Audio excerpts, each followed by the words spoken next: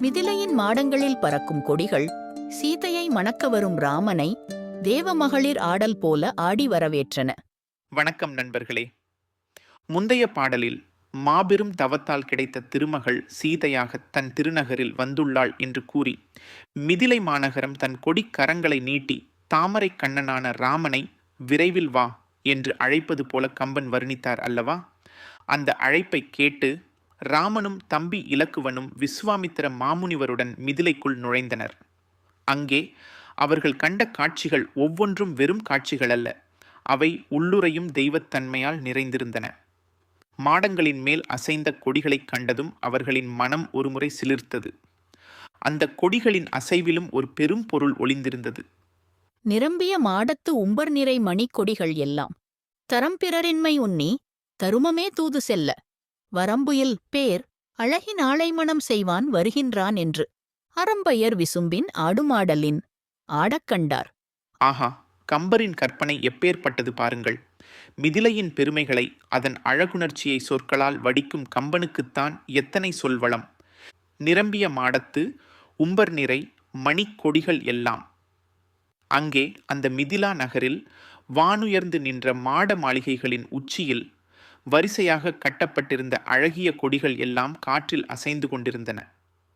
அவை சாதாரண கொடிகள் அல்ல. வண்ண வண்ண மணிகள் இழைக்கப்பட்ட அந்த கொடிகள் மிதிலையின் செல்வச் செழிப்பை காட்டின.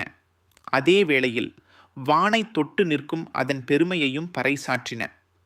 தரம் பிறர் இன்மை உண்ணி அசைகின்ற அந்த கொடிகள் ஏதோ காற்றின் போக்கில் அசைவனவாக தெரியவில்லை. இந்த சீதாதேவியை மணந்து கொள்ள ராமனைத் தவிர வேறு ஒருவனும் தரத்தில் சிறந்தவன் அல்ல என்று அவை எண்ணி அறிவிப்பதைப் போல இருந்ததாம். ஆம், ராமனுக்கு நிகர் ராமனே என்பதை அக்கொடிகளும் உணர்ந்திருந்தன போலும்.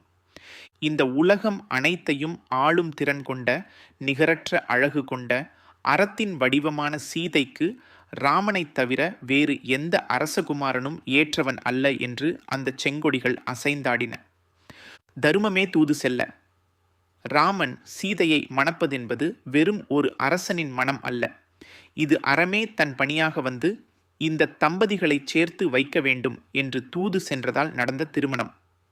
இந்த தர்ம சங்கமம் நிகழ வேண்டும் என்பதற்காக அறக்கடவுளே தூதுவனாக நின்று இருவரையும் சேர்த்து வைக்கும் இந்த பெரும் திருமணத்திற்காக ராமன் வருகிறான் என்று அந்த கொடிகள் ஆச்சரியத்துடன் ஆனந்தத்துடன் அசைந்து ஆடின. வரம்புயில் பேர் அழகினாளை மணம் செய்வான் வருகின்றான் என்று. அளவற்ற அழகை உடையவள் சீதாதேவி. அவளின் அழகுக்கு உலகில் எல்லை ஏது? விண்ணும் மண்ணும் வியக்கும் பேரழகி அவள். அத்தகைய பேரழகு பிழம்பை, அன்னை சீதாதேவியை மணம் செய்து கொள்ளத்தான் அந்த ராமன் வருகின்றான் என்று அந்த கொடிகள் ஆர்ப்பரித்து ஆடின. ஆம், இந்த உலகமே எதிர்பார்த்து காத்திருந்த ஒரு பொன்னான நிகழ்வு அல்லவா இது? அரம்பையர் விசும்பின் ஆடுமாடலின் ஆடக்கண்டார். வானுலக அரம்பையர்கள், அதாவது தேவலோக பெண்கள், விண்ணிலே மகிழ்ச்சி பெருக்கால் நடனமாடினால் எப்படி இருக்குமோ அதை போல இந்த கொடிகள் அனைத்தும் தாளகதியோடு ஆடின. அந்த தெய்வீக காட்சியை ராமனும் இலக்குவனும் விஸ்வாமித்திர முனிவரும் வியப்புடன் கண்டனர். கொடிகள் வெறும் காற்றில் அசையவில்லை, அவை தெய்வீக நடனம் புரிந்தன.